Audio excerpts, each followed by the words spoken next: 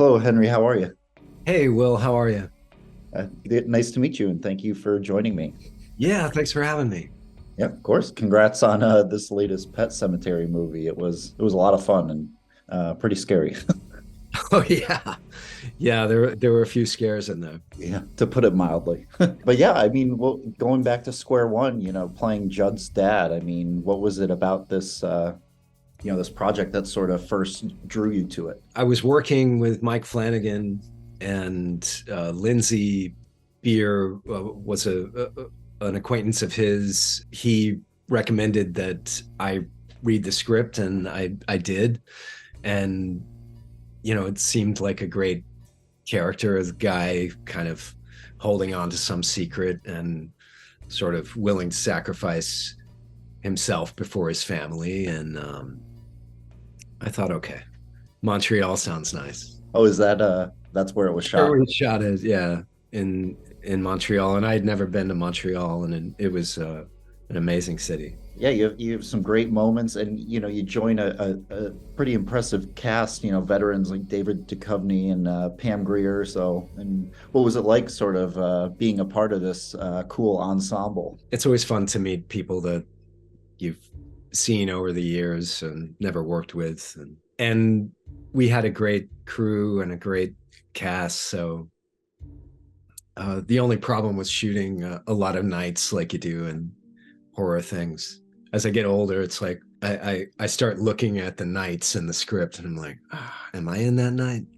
I hope not.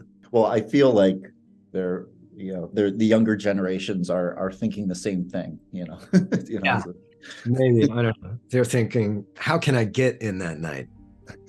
I don't When know. you're younger, when you're older, you think, how can I get my character out of that night so I don't have to shoot it? That's funny. Uh, Well, looking back, shooting this movie, yeah, like I said, a lot of scary moments. Was there one that stood out to you? Whether it was, a favorite moment, a favorite scene of yours that you shot, or anything like that. Jackson White and David Duchovny and I had plank competitions outside of the house, like every time we were working together. So it was always kind of bittersweet because either Jackson or David would always beat me, and I don't think I ever beat either of them. So they're in better shape, both of them. Well, I guess when for the next Pet Cemetery, you can just train up and you can beat them Yeah, then. I'm gonna be a one man slaughterhouse when I go back. Yeah, exactly. Would you uh would you welcome the opportunity to do another Pet Cemetery type movie, or any sort of Stephen King adaptation? Yeah, I mean, I would. No spoilers, but it would be difficult. Although logic in horror films can be manipulated beyond the pale, so who knows? But um, but yeah, I mean, it's funny because having worked on so many Stephen King adaptations and horror genre things, it's not a genre that I particularly gravitate towards, but I appreciate it.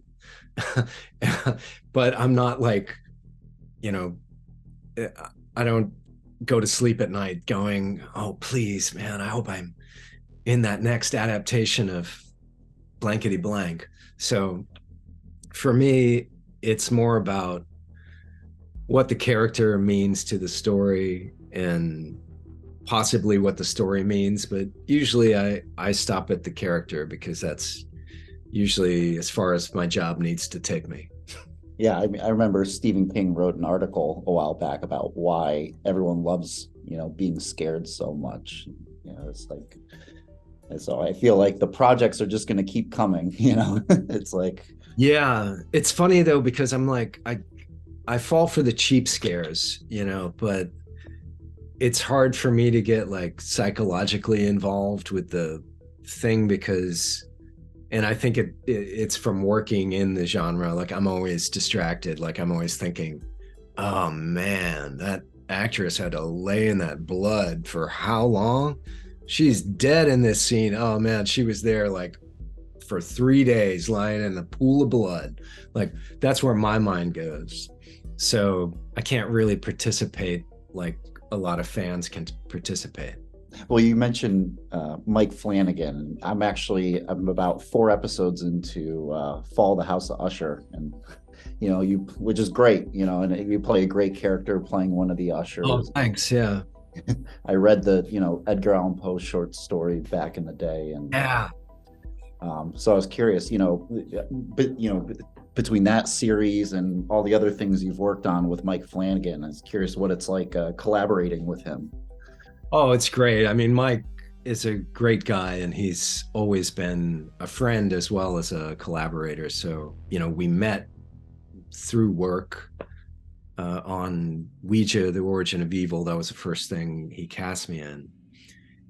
And he said, I want to put you in everything I do. And I said, oh, yeah, sure. All right. And he ended up doing it against all my prejudicial thought. He actually followed through, and it was a great collaboration because it gave me a chance to do a lot of characters that I don't usually get flagged for. Like Bly Manor, I got to do I played an English lord.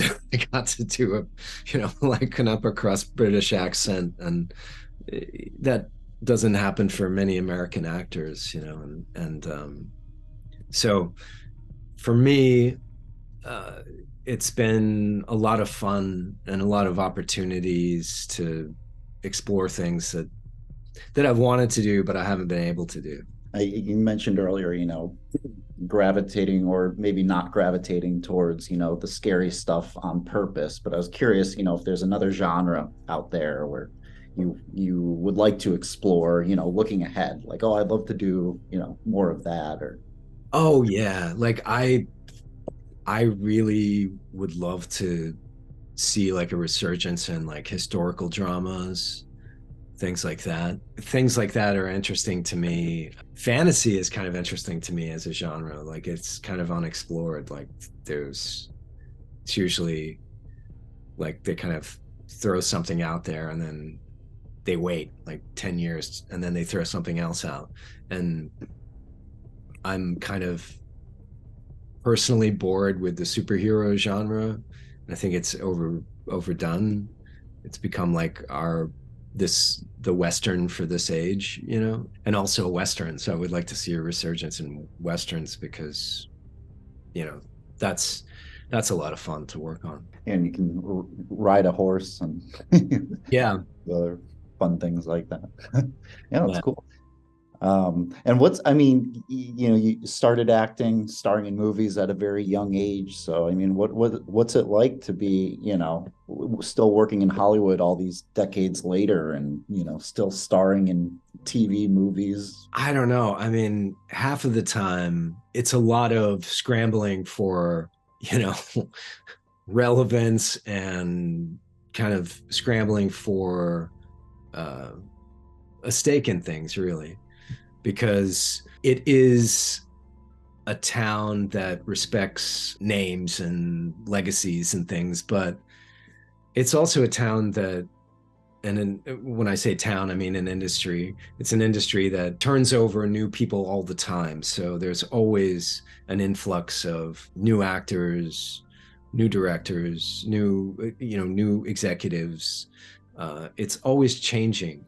So as an actor, it's hard to maintain a career other than doing what you can do and just staying visible. Well, great. Well, they're telling me that's all the time I have, but I really appreciate you chatting with me, and congratulations again on this latest project of yours. Thank you very much. Yeah, thanks for talking to me, and have a great day.